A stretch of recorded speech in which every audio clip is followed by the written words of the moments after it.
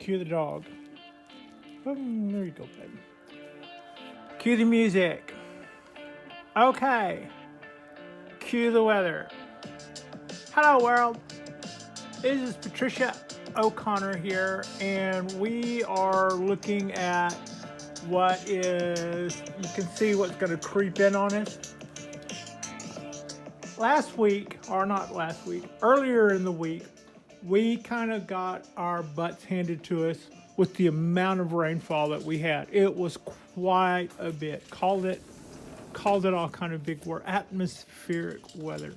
We certainly did have quite the rain event, and that makes it tricky for there you go, babe. That makes it tricky for timing. These little trees, this area right here, we are in for starting this afternoon, late this afternoon, I think.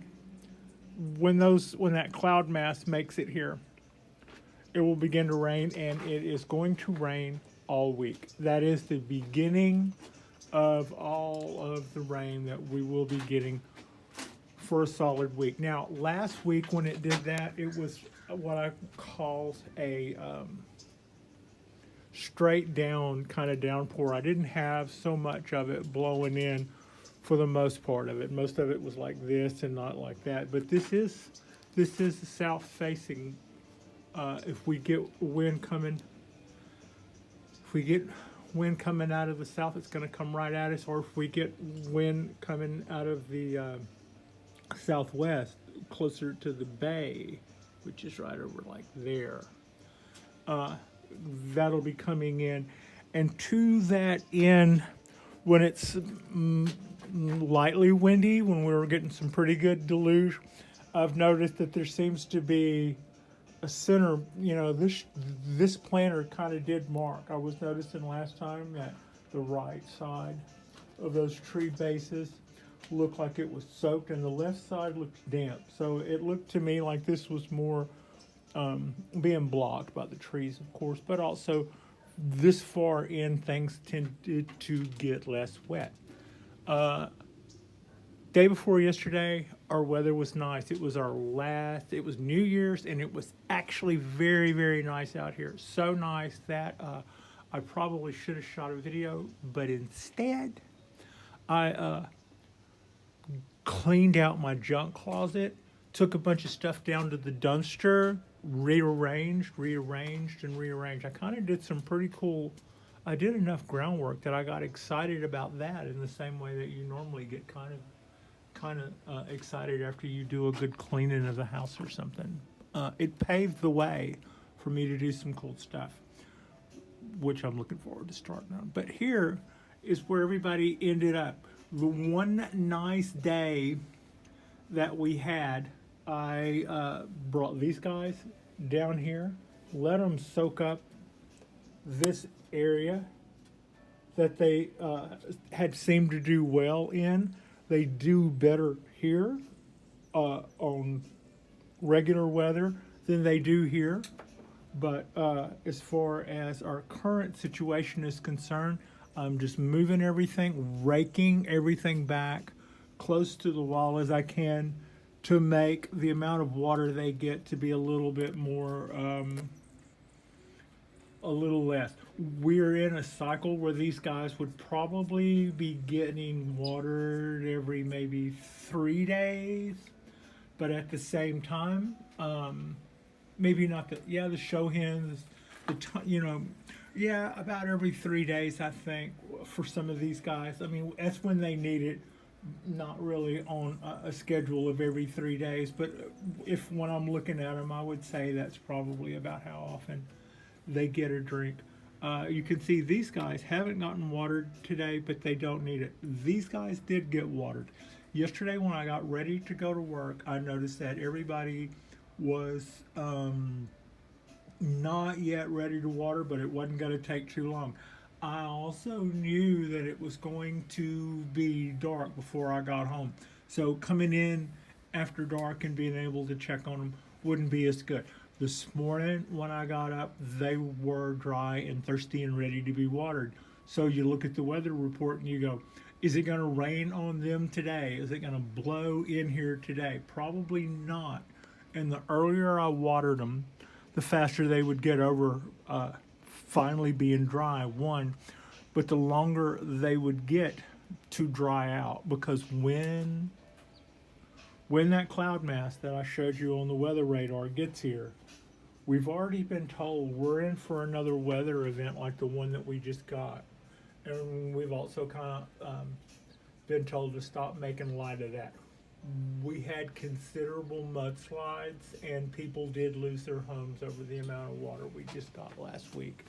So I'm glad it didn't take out anything here, but here is relative. We did have some report of some injuries that was water related.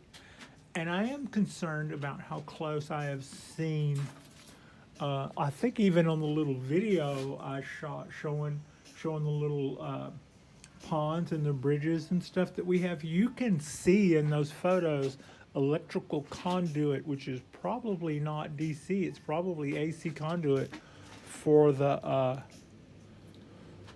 ground lights, and those run over those little bridges, and they weren't but a couple of inches over the water line. I gotta say, that worries me. I'm pretty sure they never really counted on water getting up that high, but that's what we have going. So at this point, this tree, I had a hard time getting this guy to dry out. It was right there, it stayed wet, and I finally moved it pretty much to where I'm standing now. Where I'm standing now was a little green table. I've moved that green table over there and set that old bundle of wisterias on there. And then I don't even know what this is. It makes beautiful flowers, those yellow flowers that you see everywhere. And I clipped it back. So tonight, or before the rain sets in, I will move that Japanese black pine from where it is now to probably where I'm standing now, so that it'll be back out of the rain. And the reason I say that is I would expect it to get watered again a little there. And I also expect that when the humidity goes up to some bazillion %, that any water that's still on in the pots or in the substrate is probably going to stay there, because that's what I saw last time. The trees got watered by the rain before I moved them, and the air was so damp and soaked and saturated that even after they stopped getting watered, there was no place for that water to go. The needles and leaves couldn't transpire any water because the air was 98% humidity, and the substrate couldn't even evaporate off anything because of that same humidity factor. So this was my last chance earlier today to water these guys, and that one is just on the cusp. It looks like, looking at the top of the soil, that it needs watering, but I don't think that it does. And I'm also thinking that if tomorrow would be the time that I would water that little pine. It has a little bit more substrate in it than the ponderosa behind it, and the ponderosa went drier a day longer, so I did water it today. Anyway, that's just kind of what I have to think about. It's not only does it need water, but if I water it now, how long will it stay watered? This morning I could have said, these guys need water, but we're about to get a flood, and just let we would all be sitting here waiting on those clouds to show up. And so I really didn't know what to do, but I didn't like the idea of looking at little trees that need watering and then not watering them, even though I know that water's coming. So I think I watered them early enough to get them back on the track to start drying out at least a little before the monsoon comes. And when the monsoon comes, before those clouds come, we'll have moved this guy back off of that dividing line because I worried about how much water it had been getting in. It's just now starting to green back up from being wet for a week, and I want to keep that. I want to keep that trend. So I'll probably take my little stack of cinder blocks there that I have my watering can perched on, set that there, and then I'll put the pine. I'll put the pine there, and we'll just live here for the week. That's a high traffic area, and I don't want it to stay there, but I don't want it to. I want to be able to bring my stuff back down here, but we have to get over. We have to get over our rain events, and it's kind of weird. It's like you don't want to complain about the weather, especially when it's weather that brings water, and water is something that's all we've been hearing about for years now, is how much we need the dang water. So the last thing, especially California people, are going to want to do is complain about weather that's bringing them something that they've needed for a few years. But at the same time, it has been a little trying on some folks. Some folks have lost their places to stay over this. People who have lived in low-lying areas have lost everything. So yeah, it's a concern, and this is our little breather before the rain set in again. But this is a follow-up, I guess. This is a continual follow-up. Not often are we going to be in a situation where, in California, or especially the Bay Area, where we are going to see this much rain and stuff. I think I recall a year like this a few years back. I also remember the first year I moved to California. The first night here, I checked in to a hotel with my pups, Rosie and Bullwinkle, in a truck parked outside with all of our stuff in it. And I remember hearing it rain during the night and wondering whether it does this more than I thought here. And when I woke up the next day, the parking lot was a lake. Come to find out, that was odd. That doesn't happen that much around here, but that's been happening lately. That's kind of what we get. And if you recall also, we had that huge volcano this past year, and I remember within weeks of that happening here in the prediction that in years past, historically, we've had wetter than average winters associated with volcanic activity and what they would dump in the atmosphere or the upper atmosphere. And true to form, I remember at the time going, our redwoods could sure use that. That could probably save, a few trees. That would be awesome. Yeah, I think I heard if they can, those giant redwoods can be moving 10,000 gallons of water up, down, and sideways at any one given time. Anyway, this is us. This is us battening down our hatches and waiting for the weather. In a little while, I'll have to start getting ready, because storm or not, I have to make my way into San Francisco for my weekly appointments in San Francisco. And then this afternoon, we should probably do a project and listen while it's raining outside.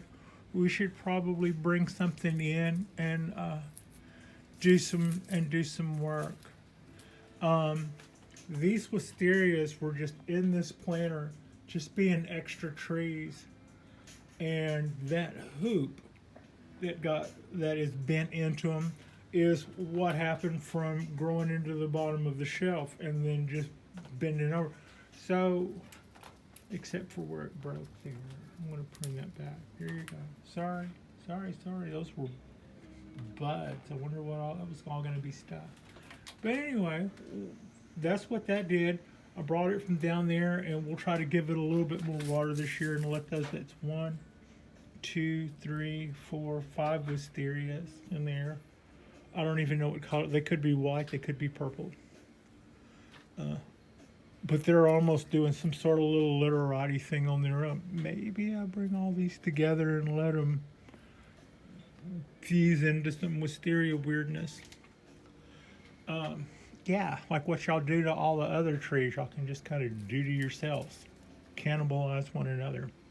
Anyway, like and subscribe if you guys haven't already. We do still have one or two more winter projects ahead of us. I'm particularly excited to have New Year's behind us. And here's why: I always like to have things to look forward to. And especially here in California, it may be X number of days or months, and the number wouldn't be that impressive as to how long spring it is. Now, saying that you're looking forward to spring, like I'm looking forward to spring. Um, in the Bay Area, traditionally, we have about 8 more weeks before stuff will start. Not even one warm day. Anyway, uh, between now and the next 8 weeks, we'll be knocking on March, and by then we will have seen things starting to do things, and we will see those signs of life. I always get a little sad to see my ball cypresses so bare, and and I just try to put it out of my head and not think about it. You know, there's no reason. There's no reason to feel that way. They're just taking a little nap. But then in the spring, whenever it flushes out, or whenever we have weather that's spring-like here, and the trees go, "Yep, screw this, we're pushing." So whenever they start doing that, it's that those signs of life are always so encouraging. I love that so much. And also, right now, whenever you're watching your bonsai shows, your favorite bonsai people who have these, sometimes terrific trees, you'll see that they're working on stuff that's, like the Christmas tree that they decorated, and now it's a living Christmas tree, and so they're making it into a bonsai, or that pre-bonsai that they got from the and there's a reason why this is, and it's because it's not necessarily the right time of year to do a lot of stuff, and so you're less likely to want to take your great bonsai trees and do a little maintenance to them when they're supposed to be asleep. So maybe you go to a nursery and beat up something from there instead. Um, I mean, that's kind of what I bet that's what everybody else does too. I know I'm that way. I'm like, yeah, I'm not gonna go. I'm not gonna go doing this or that out of season right now. Although that would probably make for a more interesting show than what I've been seeing. But everybody else is doing the same thing too. They're taking a little container thing and making something because they don't have years invested in it, and it's beginning to be a bonsai tree is a lot sometimes easier than the pruning or the maintenance that are supposed to go onto our specimens, and trying to do that just because you need a good video during the winter and everybody's tired of looking at winter.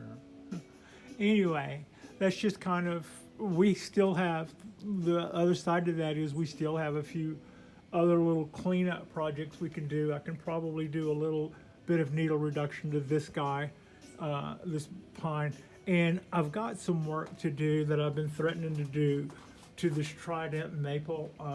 Actually, I gotta admit, I'm a little scared of it. I want to chop off some trunks, and now is the time. Now is the time, perhaps, to do that. It's like put up or shut up time on that. But I would like to leave this as the dominant leader on this part and cut it off right there, and then cap that off and let that continue to flush out. Then maybe cut this one next and cap it off, and wherever if we had a branch, that would be our branch, I guess.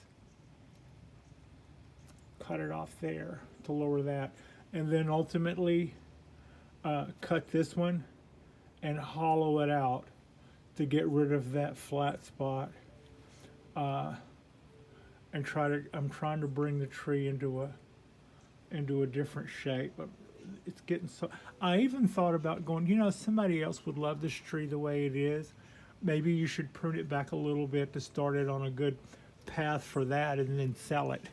But I'm like, well, I could make this into something that isn't so elongated and could be more compact. Maybe even instead of chopping the second or third leader there, I could consider root grafting that, or something. Not root grafted, but taking a cutting, packing that, cutting back the bark and packing that with stuff, and yeah, turning one of those thick trunks into a cutting. I just think those look long. I've said that enough, but yeah, also that wire should have never been allowed to bite in that far. Oops. But yeah, that's one thing that I probably have the meters running on, and I should get busy either doing it or make a decision another way. But that's what I had planned to do with the Trident maple. You can see we were already on our way with Dawn Redwood, and it's already started budding out that first day of New Year when it was 70 degrees up here, and I was up here with the broom cleaning and making room for stuff. Some of the things responded really quickly, but I don't think it'll get cold enough to burn that off. I bet it doesn't continue to push out though.